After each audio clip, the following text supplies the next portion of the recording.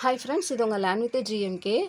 நம்ம சேனலில் இன்னையிலேருந்து நம்ம பார்க்க போகிற வீடியோஸ் எல்லாம் பார்த்தீங்கன்னா டிஆர்பி எக்ஸாம், அதாவது டிஆர்பி சைடில் வந்துட்டு நமக்கு பிஜிடிஆர்பி வருது, அடுத்து பார்த்திங்கன்னா யூஜிடிஆர்பி, அடுத்து வந்து பார்த்திங்கன்னா பிஇஓ எக்ஸாம் வருது. இது எல்லாமே இந்த இயரில் வரதா நமக்கு ஆனுவல் பிளானில் கொடுத்துருக்காங்க. இப்போ பிஜிடிஆர்பிக்கு நம்ம வந்துட்டு அப்ளிகேஷனும் என்னென்னா ஸ்டார்ட் பண்ணிட்டாங்க. அது போக டிஎன்பிஎஸ்சி சைடில் குரூப் 2 அப்படிங்கிற எக்ஸாமும் என்னென்னா வருது. இந்த எக்ஸாம் எல்லாத்துக்குமே நீங்கள் ப்ரிப்பேர் பண்ணுறீங்க அப்படின்னா கண்டிப்பாக நீங்கள் வந்து என்னென்னா சயின்ஸ் வந்துட்டு படிப்பீங்க. எஸ்டிடி எக்ஸாம் அடுத்த வருஷம் பார்த்திங்கன்னா எஸ்டிடி எக்ஸாம் ப்ரிப்பேர் பண்ணுறீங்க அப்படின்னாலும் இது வந்துட்டு உங்களுக்கு கண்டிப்பாக வந்துட்டு ஹெல்ப்ஃபுல்லாக இருக்கும். ஸோ இதுக்கெல்லாம் பார்த்திங்கன்னா நமக்கு 12th வரைக்கும் கண்டிப்பாக நம்ம வந்துட்டு படிப்போம். அப்படி பார்த்திங்கன்னா இந்த எக்ஸாமுக்கு நீங்கள் எல்லாமே ப்ரிப்பேர் பண்ணுறீங்க, இந்த எக்ஸாமில் ஏதாவது ஒன்றுக்கு நீங்கள் ப்ரிப்பேர் பண்ணுறீங்க அப்படின்னாலும் கண்டிப்பாக உங்களுக்கு வந்துட்டு நம்ம இனிமேல் போடக்கூடிய வீடியோஸ் எல்லாமே ஹெல்ப்ஃபுல்லாக இருக்கும். ஓகேவா? அதாவது என்னென்னா எந்த எக்ஸாம் நீங்கள் ப்ரிப்பேர் பண்ணாலும், தமிழ்நாடு கவர்மெண்ட்டில் எந்த எக்ஸாம் நீங்கள் ப்ரிப்பேர் பண்ணாலும் சயின்ஸ் இருக்குது அப்படின்னா, சயின்ஸில் ஃபிசிக்ஸ் இருக்குது அப்படின்னா கண்டிப்பாக உங்களுக்கு வந்துட்டு இந்த வீடியோஸ் எல்லாமே ஹெல்ப்ஃபுல்லாக இருக்கும். அந்த விதத்தில் தான் நம்ம இன்றைக்கி பார்க்க போகிறது energy band diagram of solid. ஆனால் நீங்கள் என்ன எக்ஸாம் ப்ரிப்பேர் பண்ணுறீங்களோ அதில் நம்ம பார்க்க போகிற அந்த வீடியோக்கான டாபிக்ஸ் இருக்கா அந்த சிலபஸில் அப்படிங்கிறத செக் பண்ணிவிட்டு நீங்கள் வீடியோ பாருங்கள்.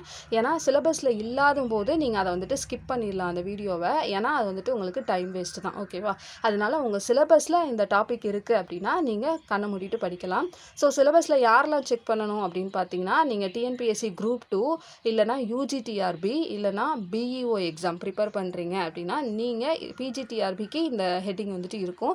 ஸோ நீங்கள்லாம் இந்த சிலபஸை வந்துட்டு செக் பண்ணிக்கோங்க, இந்த டாபிக் வந்து சிலபஸில் இருக்கா அப்படின்னு. நீங்கள் டெட் எக்ஸாம் ப்ரிப்பேர் பண்ணுறீங்க, எஸ்ஜிடி எக்ஸாம் ப்ரிப்பேர் பண்ணுறீங்க, இல்லை பிஜிடிஆர்பி ப்ரிப்பேர் பண்ணுறீங்க அப்படின்னா நீங்களாம் கண்ணை மூடிட்டு பார்க்கலாம். அதாவது நீங்கள் வந்து சிலபஸ்லாம் செக் பண்ண வேண்டாம். ஏன்னா டெட் எக்ஸாம் எஸ்ஜிடி எக்ஸாமெல்லாம் பார்த்தீங்கன்னா உங்களுக்கு நீங்கள் 1லேருந்து 12th வரைய படிச்சிருக்கணும். அதனால் நீங்கள் செக் பண்ண வேண்டாம்னு சொல்கிறேன். ஓகேவா?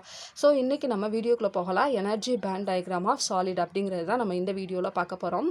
இது வந்து பார்த்திங்கன்னா நமக்கு 12th வால்யூம் 2ல் வந்துட்டு 10th யூனிட்டில் கொடுத்துருக்குறாங்க. ஓகேவா? இப்போ வந்து நம்ம இதை வந்து பைலிங்குவலாக தான் பார்க்க போகிறோம். ஸோ ஃபுல் அண்ட் ஃபுல் இங்கிலீஷ்லலாம் பார்க்கல, நம்ம எக்ஸ்ப்ளனேஷன்லாம் தமிழில் கொடுத்து தான் பார்க்க போகிறோம். அதனால் மேக்ஸிமம் உங்களுக்கு ஈஸியாக தான் இருக்கும்னு நினைக்கிறேன். ஃபஸ்ட்டு இதை வந்துட்டு ஒரு சிம்பிளான கான்செப்டை நம்ம பார்த்துட்டு அதுக்கப்புறமா லைன்ஸ் எல்லாம் ரீட் பண்ணி 1 மார்க்ஸ் பார்க்கலாம். இப்போ வந்து பார்த்திங்கன்னா சிலிக்கான் இருக்குது அப்படின்னா சிலிக்கானோடைய நம்மளுக்கு சிலிக்கானோட அட்டாமிக் நம்பர் என்னென்னா நமக்கு 14. ஓகேவா? இந்த 14 அப்படிங்கிற அட்டாமிக் நம்பர் நமக்கு எப்படி ஃபில் ஆகுது அப்படின்னு பார்த்தோம்னா, நமக்கு ஃபஸ்ட்டு சென்டரில் நியூக்ளியஸ் இருக்கும். ஸோ அதை சுற்றி நம்ம 3 செல் போட்டிருக்கோம். அதில் நம்மளுக்கு ஃபில் ஆகிறது வந்து 2, 8, 4ன்னு ஃபில் ஆகும். ஓகேவா? அப்போ 2 போட்டாச்சு, அடுத்த செல்லில் வந்துட்டு நம்ம 8 போட்டாச்சு, அடுத்த செல்லில் 4 வந்துட்டு ஃபில் பண்ணியாச்சு. ஆனால் நமக்கு இந்த தேர்டு செல் இருக்கு இல்லையா, இந்த தேர்டு செல்லில் வந்து அதிகபட்சம் நமக்கு 8 எலக்ட்ரான்ஸ் வந்துட்டு ஃபில் பண்ணலாம். ஆனால் சிலிக்கான் கிட்ட 14 தான் இருக்குது. அதனால் நம்மளால் என்ன பண்ண முடிஞ்சிச்சு, 4 தான் ஃபில் பண்ண முடிஞ்சிச்சு. அப்போ ஃபஸ்ட்டு செல்லில் நம்ம மேக்ஸிமம் எவ்வளோ ஃபில் பண்ணலான்னா 2, ரெண்டாவது செல்லில் 8 ஃபில் பண்ணலாம், 8 ஃபில் ஆயிடுச்சு. 3வது செல்லையும் 8 ஃபில் பண்ணலாம். ஆனால் நம்மக்கிட்ட 4 தான் இருக்குது, அதனால் 4 மட்டும் ஃபில் பண்ணியிருக்கோம். அப்போது 8 இருக்கிறதுக்கு பதிலாக 4 தான் இருக்குது, கம்மியாக இருக்குது. அதனால் நம்ம என்ன சொல்கிறோம், இந்த இதை வந்துட்டு நம்ம வேலன்ஸ் அப்படின்னு சொல்கிறோம். ஓகேவா? இதை வந்துட்டு நம்ம வேலன்ஸ் பேண்ட் அப்படின்னு சொல்லிட்டு சொல்கிறோம். இந்த வேலன்ஸ் பேண்டில் இருக்கக்கூடிய இந்த 4 எலக்ட்ரான்ஸை வேலன்ஸ் எலக்ட்ரான்ஸ் அப்படின்னு சொல்லிட்டு சொல்கிறோம். ஓகேவா? புரிஞ்சா? இப்போது இதை வந்துட்டு என்னென்னா இது வந்து ஒரே ஒரு சிலிக்கான் தான். இப்போ ஒரு மெட்டீரியல் இருக்குது அப்படின்னா அந்த மெட்டீரியலில் நிறைய சிலிக்கான் வந்துட்டு இருக்கும், நிறைய சிலிக்கான் ஆட்டம்ஸ்னால ஆயிருக்கும். ஓகேவா? ஸோ அப்போ ஒரு மெட்டீரியல் அப்படின்னாலே, ஒரு மேட்டர் அப்படின்னாலே என்னென்னா நிறைய ஆட்டம்ஸ்னால ஆனது தான். இப்போது சிலிக்கானால் ஆனால் ஒரு மெட்டீரியல் நம்ம எடுத்துக்கிறோம் அப்படின்னா அந்த மெட்டீரியலில் நிறையா நம்பர் ஆஃப் சிலிக்கான்ஸ் வந்துட்டு இருக்கும், மில்லியன்ஸ் ஆஃப் சிலிக்கான்ஸ் வந்துட்டு இருக்கும் அப்படின்னு சொல்லியிருப்பாங்க. அப்போது நமக்கு இந்த ஒரு செல் ஒரே ஒரு ஆட்டமில் நமக்கு வேலன்ஸ் பேண்டில் 4 இருக்குது அப்படின்னா இதுக்கு பக்கத்துலேயே சாலிட் அப்படின்னாலே நமக்கு எப்படி இருக்கும்னா ஆட்டம்ஸ் எல்லாமே ரொம்ப க்ளோஸ்லியாக வந்துட்டு ரொம்ப டைட்டாக வந்துட்டு அரேஞ்ச் ஆகிருக்கும். ஸோ அந்த விதத்தில் நமக்கு இதுலேயும் என்னென்னா ஆட்டம்ஸ் எல்லாமே ரொம்ப க்ளோஸ்லியாக வந்துட்டு அரேஞ்ச் ஆகிருக்கும். அப்படிங்கும்போது எல்லா சிலிக்கான்லேயுமே நமக்கு வேலன்ஸ் பேண்டில் 4 எலக்ட்ரான்ஸ் வந்துட்டு இருக்கும். ஓகேவா? அப்போது இந்த வேலன்ஸில் பேண்டில் இருக்கக்கூடிய அந்த 4 எலக்ட்ரான்ஸ் நமக்கு வந்து ஏதாவது ஒரு எனர்ஜி கொடுக்கும்போது அந்த எனர்ஜி வந்துட்டு தாண்டும். அப்படி இதாகும்போது நம்மளுக்கு இந்த வேலன்ஸ் பேண்டில் இருக்கக்கூடிய எலக்ட்ரான்ஸ் வந்து என்னென்னா இந்த வேலன்ஸ் பேண்டுக்கு போக வாய்ப்பு இருக்குது. அப்படி போகும்போது நமக்கு என்ன ஆகும், ஸோ இந்த பக்கத்தில் இருக்கக்கூடிய இந்த செல்லில் இருக்கக்கூடிய எலக்ட்ரான்ஸ் வந்துட்டு இங்கேயும் இதில் உள்ளது இங்கேயும் இந்த மாதிரி ஷேர் பண்ணிக்கும் போது என்ன ஆகும்னா ஒரு சிலிக்கான் ஆட்டம் வந்துட்டு ஃபில் ஆகி அது வந்துட்டு கண்டக்ஷன் பேண்டுக்கு மூவ் ஆயிரும். ஓகேவா? ஸோ இந்த மாதிரி கான்செப்டை வந்துட்டு இதை புரிஞ்சுக்கோங்க. இப்போ நம்ம வந்துட்டு லைன்ஸ் பார்க்கலாம். ஸோ லைன்ஸை வந்துட்டு ரீட் பண்ணும்போது உங்களுக்கு வந்துட்டு ஈஸியாக புரியும். எப்படியெல்லாம் 1 மார்க் கேட்கலாம் அப்படிங்கிறதையும் நம்ம பார்த்துடலாம். இப்போ பாருங்க, இன் an isolated atom இப்போ வந்துட்டு ஒரு ஆட்டம் இருக்குது. ஃபார் எக்ஸாம்பிள் நம்ம சிலிக்கான் பார்த்தோம் இல்லையா, அது இருக்குது. The electronic energy levels are widely separated and are far apart and the energy of the electron is decided by the orbit in which it revolves around the nucleus. அதாவது நியூக்ளியஸை சுற்றி இருக்கக்கூடிய அந்த electrons தான் அதோட எனர்ஜி லெவல் எல்லாத்தையுமே என்னென்னா நம்மளுக்கு வந்துட்டு என்ன பண்ணும், அதாவது அதை வச்சு தான் நம்ம வந்துட்டு கண்டுபிடிக்க முடியும் அப்படின்னு சொல்கிறாங்க. அப்போது சாலிட் அப்படின்னு நம்ம பார்க்கும்போது ஆட்டம்ஸ் எல்லாமே ரொம்ப க்ளோஸ்லியாக வந்துட்டு என்னென்னா அரேஞ்ச் ஆகிருக்கும். அப்போது அவுட்டர் மோஸ்ட் எனர்ஜி லெவலில் இருக்கக்கூடிய எலக்ட்ரான்ஸ் எல்லாமே என்னென்னா பக்கத்தில் இருக்கக்கூடிய ஆட்டம்ஸால் இன்ஃப்ளூயன்ஸ் ஆகும்னு சொல்லியிருக்காங்க. ஓகேவா? ஸோ அதை தான் நம்ம வந்துட்டு பார்த்தோம். இங்கே சாலிடில் எல்லாமே க்ளோஸ்டாக இருக்கும். அப்போ அந்த அவுட்டர் மோஸ்ட் ஆர்பிட் எல்லாமே பக்கத்தில் இருக்கக்கூடிய ஆர்பிட்டை வச்சு அந்த எலக்ட்ரான்ஸோட வச்சு என்னென்னா இன்ஃப்ளூயன்ஸ் ஆகும் அப்படின்னு சொல்கிறாங்க. அப்போது அப்படி இன்ஃப்ளூயன்ஸ் ஆகும்போது அந்த சாலிடில் இருக்கக்கூடிய எலக்ட்ரானுடைய மோஷன்லையும் என்னென்னா சேஞ்சஸ் வந்துட்டு ஏற்படும். ஸோ அது ஏற்படும். ஓகேவா? ஸோ அதை தான் சொல்ல வராங்க. அப்படி இன்ஃப்ளூயன்ஸ் ஆகும்போது ஒவ்வொரு சாலிடோட ஒவ்வொரு ஆட்டத்தோட இதுவும் என்னென்னா மாறும். அதோட நேச்சரே என்னென்னா மாறும். அது தனியாக இருக்கும்போது 4 தான் இருக்கும். அது அடுத்தடுத்ததோட மிக்ஸ் ஆகும்போது அதோட மொத்த ஆட்டத்தோட நேச்சருமே என்னென்னா மாறும் அப்படிங்கிறாங்க. இந்த வேலன்ஸ் எலக்ட்ரான்ஸ் இன் an ஆட்டம், அப்போது அதில் அந்த ஆட்டத்தில் அந்த மாறுதல் ஏற்படுறதுக்கு காரணமே என்ன அப்படின்னா அந்த வேலன்ஸ் எலக்ட்ரான்ஸ் தான். வேலன்ஸ் எலக்ட்ரான்ஸ் பக்கத்தில் இருக்கக்கூடிய எலக்ட்ரான்ஸோடைய பாண்ட் பண்ணும்போது அதோட இது வந்துட்டு மாறுது. அப்போ அதுக்கு ஃபுல் அண்ட் ஃபுல் ரெஸ்பான்சிபிள் யார் அப்படின்னா வேலன்ஸ் எலக்ட்ரான்ஸ் தான். இப்போது நம்ம ஒரு ஆட்டம் எடுத்துக்கிறோம். அந்த ஆட்டமில் வந்துட்டு என்னென்னா அவுட்டர் மோஸ்ட் ஆர்பிட்டில் ஒரு எலக்ட்ரான்ஸ் மட்டும் இருக்குதுன்னு வச்சுக்கோங்க. அப்போ அதோட வேலன்ஸ் எலக்ட்ரான் என்ன அப்படின்னா 1. ஓகேவா? அவுட்டர் மோஸ்ட் ஆர்பிட்டில் எத்தனை எலக்ட்ரான்ஸ் இருக்கோ அதை தான் நம்ம வேலன்ஸ் எலக்ட்ரான் சொல்லுவோம். அப்போ இங்கே ஒரு ஆட்டம் இருக்குது அப்படின்னா அப்போ நமக்கு அதோட வேலன்ஸ் எலக்ட்ரான் அப்படிங்கிறது 1. இதை வந்துட்டு நல்லா மார்க் பண்ணிக்கோங்க. டெட் எக்ஸாம்லலாம் இந்த மாதிரி கொஸ்டின் கேட்கலாம். இப்போ அவுட்டர் மோஸ்ட் ஆர்பிட்டில் 5 இருக்குது அப்படின்னா அப்போ அதோட வேலன்ஸ் எலக்ட்ரான் அந்த ஆட்டத்தோட வேலன்ஸ் எலக்ட்ரான் என்ன அப்படின்னா 5. ஓகேவா? இங்கே வந்து பார்த்திங்கன்னா நமக்கு அவுட்டர் மோஸ்ட்டில் 4 இருக்குது. அப்போ இதோட சிலிக்கானோட வேலன்ஸ் எலக்ட்ரான் என்ன அப்படின்னு கேட்டாங்கன்னா 4 அப்படிங்கிறது உங்களுக்கு வந்துட்டு தெரிஞ்சிருக்கணும். ஓகே. ஸோ அடுத்து பாருங்கள், வென் 2 இந்த மாதிரியான ஒரு ஆட்டம் இருக்குது. இது மாதிரி இப்போ நம்ம 2 ஆட்டமை வந்துட்டு சேர்க்கும்போது நமக்கு வேலன்ஸ் ஆர்பிட்டாலும் 2ஆக இருக்கும். ஓகேவா? ஸோ அப்போ நம்மளுக்கு அதை தான் நம்ம பார்த்தது. ஸோ இப்போ 2 ஆர்பிட்டால் இங்கே சேருதுன்னு வச்சுக்கோங்களேன். இந்த ரெண்டுக்குமே என்னென்னா வேலன்ஸ் ஆர்பிட்டால் அப்படிங்கிறது இருக்கும். அதே மாதிரி 3ஆக மாறுது அப்படின்னா நமக்கு வேலன்ஸ் ஆர்பிட்டால் வந்துட்டு என்னென்னா 3ஆக மாறும். அப்போ நமக்கு அன்ஆக்குபைடு ஆர்பிட்டால் அப்படிங்கிறது 3ஆக மாறும். ஓகேவா? ஸோ அவ்வளோதான் சொல்லியிருக்காங்க. நம்ம இதை இங்கே பார்த்தது தான். ஓகேவா? ஸோ 2 இருந்துச்சுன்னா 2 வேலன்ஸ் ஆர்பிட்டால் இருக்கும். இப்போ அன்ஆக்குபைடு ஆர்பிட்டால் 2 இருக்கும். 3ஆக இருந்துச்சுன்னா 3. அந்த மாதிரி வந்துட்டு போய்கிட்டே இருக்கும். ஓகேவா? இன் ரியாலிட்டியில் நம்ம பார்க்கும்போது சாலிட் அப்படிங்கிறது 1, 2, 3 ஆட்டம்ஸ்னால ஆயிருக்காது. நமக்கு மில்லியன்ஸ் ஆஃப் ஆட்டம்ஸ்னால ஆயிருக்கும். அப்போது அந்த மில்லியன்ஸ் ஆஃப் ஆட்டம்ஸையும் நம்ம வந்துட்டு க்ளோஸ்டாக கொண்டு வரும்போது வேலன்ஸ் ஆர்பிட்டால் அன்ஆக்குபைடு ஆர்பிட்டால் இதெல்லாம் ஸ்ப்ளிட் ஆகும். ஓகேவா? ஸோ நம்பர் ஆஃப் ஆட்டம்ஸ் என்னென்னா ஸ்ப்ளிட் ஆகும். இந்த மாதிரியான கேஸில் இதோட எனர்ஜி லெவல்ஸ் எல்லாமே என்ன ஆகுது அப்படின்னா க்ளோஸாக வந்துட்டு அரேஞ்ச் ஆகுது. அப்படி க்ளோஸாக அரேஞ்ச் ஆகும்போது நம்ம அந்த ஆர்பிட்டாலை வந்துட்டு டிஃபரன்ஷியேட் பண்ணியே பார்க்க முடியாது. அது வந்துட்டு என்னென்னா பேண்ட் மாதிரி ஆயிரும். இப்போது நம்ம 1, 2, 3ன்னு பார்க்கும்போது இந்த மாதிரி பார்த்துக்கலாம். இது மில்லியன்ஸ் ஆஃப் கணக்கில் பார்க்கும்போது நம்மளால் இப்படியெல்லாம் பார்க்க முடியாது. அது வந்து என்னென்னா நம்மளுக்கு ஒரு பேண்ட் மாதிரி வந்துட்டு அப்பியர் ஆகும் அப்படின்னு சொல்கிறாங்க. ஓகேவா? அந்த பேண்டை தான் நம்ம எனர்ஜி பேண்டுன்னு சொல்கிறோம். So band of very large number of closely spaced energy level in a very small energy range. ரொம்ப கம்மியான எனர்ஜி ரேஞ்சில் ரொம்ப க்ளோஸ்டாக வந்துட்டு அரேஞ்ச் ஆகிருக்கு அப்படின்னா அதை தான் எனர்ஜி பேண்டுன்னு சொல்லுவோம். இப்போ நம்ம இதுக்கு முன்னாடி இந்த பிக்சரை பார்த்துட்டு வந்துடலாம் பாருங்கள். ஸோ இந்த பிக்சரில் பார்த்திங்கன்னா இது வந்துட்டு வேலன்ஸ் பேண்ட் அப்படின்னு சொல்கிறோம். அதாவது இந்த அவுட்டர் மோஸ்ட்டில் இருக்கக்கூடிய இதை தான் பேண்டாக வந்துட்டு போட்டிருக்காங்க. அதில் இருக்கக்கூடிய எலக்ட்ரான்ஸ் எல்லாமே ஒரு கண்டக்ஷன் பேண்டுக்கு வந்துட்டு போகும். ஸோ இதில் வந்துட்டு எப்படி கொஸ்டின் கேட்கலாம்னா வேலன்ஸ் பேண்ட் அப்படிங்கிறது எங்கே இருக்கும்? கண்டக்ஷன் பேண்டுக்கு கீழே இருக்குமா மேலே இருக்குமா அந்த மாதிரி கேட்கலாம். கண்டக்ஷன் பேண்டுக்கு கீழே என்ன பேண்ட் இருக்கும்னு கேட்கலாம். ஓகேவா? ஸோ இது வந்துட்டு வேலன்ஸ் பேண்ட் இருக்கும். கண்டக்ஷன் பேண்ட் வந்துட்டு எப்போதுமே வேலன்ஸ் பேண்டுக்கு மேலே தான் இருக்கும். இந்த கண்டக்ஷன் பேண்டுக்கும் வேலன்ஸ் பேண்டுக்கும் நடுவில் நம்மளுக்கு எனர்ஜி கேப் அப்படிங்கிறது இருக்கும். இந்த எனர்ஜி கேப்பை இஜி அப்படின்னு சொல்லுவாங்க. இல்லைனா இதை ஃபர்பிட்டன் எனர்ஜி கேப் அப்படின்னு சொல்லலாம். ஓகேவா? அடுத்து கண்டக்ஷன் பேண்டில் உள்ள எனர்ஜி வந்து நம்ம இசி அப்படின்னு சொல்லுவோம். வேலன்ஸ் வேலன்ஸ் பேண்டில் இருக்கக்கூடிய எனர்ஜியை வந்துட்டு E V, V for valence electron, G for energy gap, C for conduction band. ஓகேவா? ஸோ இந்த மாதிரி ஞாபகம் வச்சுக்கோங்க. இதுதான் இந்த கான்செப்ட் வந்துட்டு ஞாபகம் வச்சுக்கோங்க. இப்போ நம்ம பார்க்கலாம்.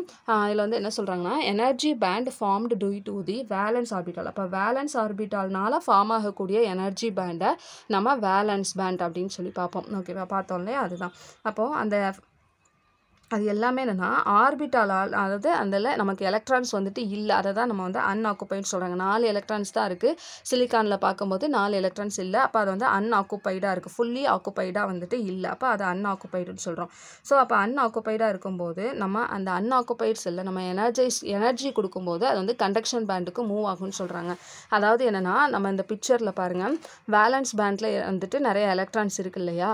இந்த எலக்ட்ரான்ஸ் எல்லாத்தையும் நம்ம செமிகண்டக்டரில் பொறுத்தவரை ஒரு எக்ஸ்டர்னலாக ஒரு எனர்ஜி வந்துட்டு நம்ம கொடுக்கும்போது இந்த எலக்ட்ரான் வந்துட்டு என்னென்னா கண்டக்ஷன் பேண்டுக்கு மூவ் ஆயிரும். ஓகேவா? ஸோ அதை தான் சொல்கிறாங்க, கண்டக்ஷன் பேண்டுக்கு மூவ் ஆயிரும். அப்போது அந்த வேலன்ஸ் பேண்டுக்கும் கண்டக்ஷன் பேண்டுக்கும் நடுவில் இருக்கக்கூடிய அந்த கேப்பை தான் நம்ம ஃபர்பிட்டன் எனர்ஜி கேப் இஜி அப்படின்னு சொல்லி சொல்கிறோம் அப்படிங்கிறாங்க. அப்போது இந்த எனர்ஜி கேப்பில் நம்மளுக்கு எலக்ட்ரான்ஸ் இருக்குமா அப்படின்னு கேட்டால் இருக்காது. வேலன்ஸ் பேண்டில் எலக்ட்ரான்ஸ் இருக்கும், கண்டக்ஷன் பேண்டில் எலக்ட்ரான்ஸ் இருக்கும். ஆனால் அந்த எனர்ஜி கேப்பில் எலக்ட்ரான்ஸ் வந்துட்டு இருக்காது. அது ஜஸ்ட்டு ஜம்ப் ஆகி போகக்கூடிய ஒரு மீடியம் மாதிரி தான். ஓகேவா? இப்போது இதுக்கான ஒரு பிக்டோரியல் ரெப்ரசன்டேஷன் வந்துட்டு நம்ம இங்கே பார்க்கலாம். ஸோ நான் ஆல்ரெடி சொன்னது தான், நம்ம காமிச்சது தான், இந்த வேலன்ஸ் பேண்ட் கண்டக்ஷன் பேண்ட் காமிச்சேன் இல்லையா? இதுதான். அப்போ நம்மளுக்கு இஜி அப்படிங்கிறது என்ன வரும்னா இசி மைனஸ் இவி அப்படின்னு வரும்.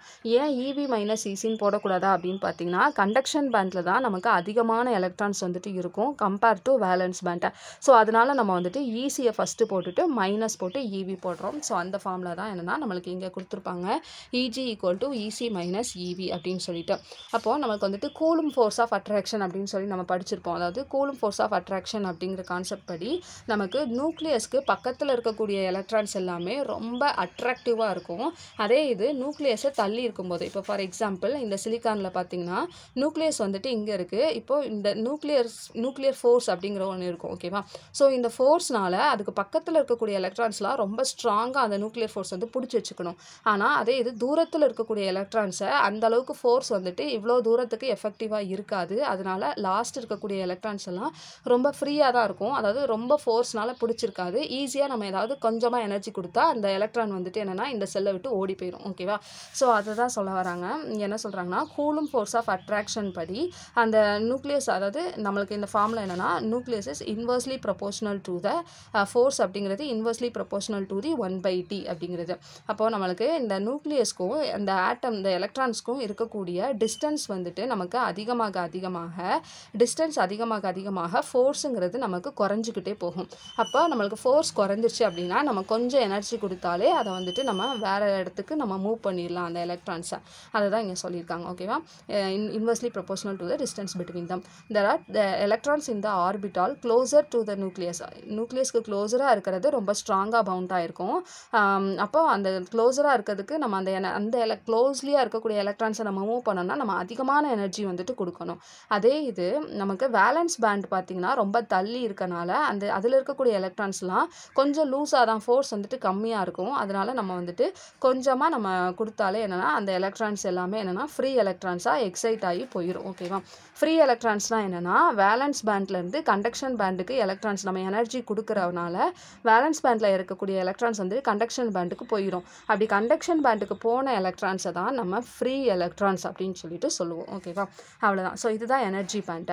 இப்போது இந்த இன்சுலேட்டர் கண்டக்டர் இந்த பிக்சரை நான் சொல்லிடுறேன். இன்சுலேட்டரில் வந்துட்டு நமக்கு எப்படி இருக்கும் அப்படின்னா, இது வேலன்ஸ் பேண்ட், இது கண்டக்ஷன் பேண்ட்.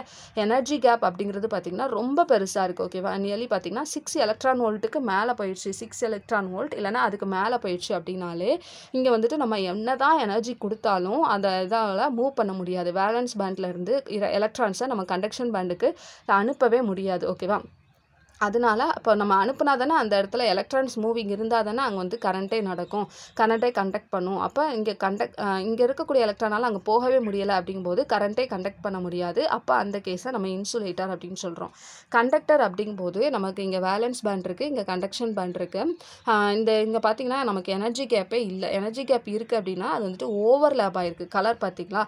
ஸோ இங்கே உள்ள கலரும் இங்கே உள்ள கலரும் மெர்ஜ் ஆகி கொடுத்துருக்காங்களா? அப்போ இது என்னென்னா ஓவர்லேப் ஆகிருக்கு, மிக்ஸ் ஆகிடுச்சு. 2ம் அப்படிங்கும்போது நமக்கு எனர்ஜியே தேவையில்ல. நீ அங்க போயிட்டு வா, நான் இங்க போயிட்டு வரேங்கிற மாதிரி கான்செப்ட். ஸோ அதாவது என்ன வேலன்ஸ் பேண்ட்ல இருக்கக்கூடிய எலக்ட்ரான் வந்து கண்டக்ஷன் பேண்டுக்கு ஈஸியா என்னன்னா மூவ் ஆகும். ஸோ இது வந்துட்டு ஃப்ரீ எலக்ட்ரான்ஸ் அப்படிங்கிறது அதிகமா இருக்கு. அப்போ நம்மளுக்கு ஃப்ரீ எலக்ட்ரான்ஸ் அதிகமா இருந்துச்சுன்னா அங்கிட்டும் இங்கிட்டும் எலக்ட்ரான்ஸ் மூவ் ஆகும்போது நமக்கு கரண்ட் அப்படிங்கிறது கண்டக்ஷன் இருக்கும். சூப்பரா இருக்கும். ஸோ அதனால நம்ம கண்டக்டர் வந்துட்டு என்னன்னா நம்ம எந்த ஒரு எனர்ஜியுமே கொடுக்க வேண்டாம். ஆட்டோமேட்டிக்கா ரூம் டெம்பரேச்சர்லயே என்னன்னா இங்க எலக்ட்ரான்ஸ்லாம் மூவ் ஆகுறனால கரண்ட் அப்படிங்கிறது நல்லாவே கண்டக்ட் ஆகும். ஓகேவா? ஸோ அடுத்து செமி கண்டக்டர் அப்படின்னு பார்த்தீங்கன்னா நம்மளுக்கு இந்த எனர்ஜி கேப் அப்படிங்கிறது ரொம்ப கம்மியா இருக்கு. அதாவது 1 எலக்ட்ரான் வோல்ட் தான் போட்டிருக்காங்க. அப்போ ரொம்ப கம்மியா இருக்கனால நம்ம ஒரு குறிப்பிட்ட கம்மியான ஒரு எனர்ஜி கொடுத்தாலே என்னன்னா வேலன்ஸ் பேண்ட்ல இருக்கக்கூடிய எலக்ட்ரான்ஸ் எல்லாமே கண்டக்ஷன் பேண்டுக்கு போயிடும். ஸோ இதை தான் நம்ம வந்துட்டு சொல்றோம். அப்போ வேலன்ஸ் பேண்ட்ல இருக்கக்கூடிய எலக்ட்ரான்ஸ் இங்க 3 இது கொடுத்துருக்காங்க இல்லையா? இங்க இருக்கக்கூடிய எலக்ட்ரான்ஸ் கண்டக்ஷன் பேண்டுக்கு போயிடுச்சு அப்படின்னா இந்த எலக்ட்ரான் வந்துட்டு ஃப்ரீ எலக்ட்ரானா மாறிடும்.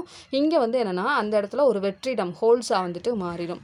அதுக்கடுத்து இருக்கக்கூடிய எலக்ட்ரான்ஸ் எல்லாம் வந்து இந்த வெற்றிடத்தை ஃபில் பண்ணிக்கிடும். ஓகேவா? ஸோ இந்த மாதிரி நடக்கும். அப்போ செமிகண்டக்டரில் நம்ம ஹீட் கொடுக்கும்போது எலக்ட்ரான்ஸ் மூவ்மெண்ட் இருக்கிறனால இதை வந்துட்டு செமிகண்டக்டர் அப்படின்னு சொல்லி சொல்கிறோம். ஓகேவா? நம்ம ஹீட் கொடுக்கலனாலும் ஒவ்வொரு எலக்ட்ரான்ஸ் வந்துட்டு கம்மியான எலக்ட்ரான்ஸ் வந்துட்டு மூவ் பண்ணும். நம்ம நல்ல ஹீட்டோ எனர்ஜியோ கொடுக்கும்போது இங்கே வந்துட்டு நல்ல ஒரு கண்டக்டராக வந்துட்டு இந்த செமிகண்டக்டர் ஒர்க் ஆகும். அவ்வளோதான். ஸோ இதுதான் எனர்ஜி பேண்ட் ஆஃப் சாலிட். இதில் ஏதாவது டவுட் இருக்குது அப்படின்னா மறக்காமல் வந்துட்டு நீங்கள் கமெண்ட் பண்ணுங்கள். அடுத்த வீடியோஸில் நம்ம இதோட கண்டினியூஸாகவே அடுத்த டாபிக் வந்துட்டு நம்ம பார்க்கலாம். ஓகேவா? தேங்க்யூ.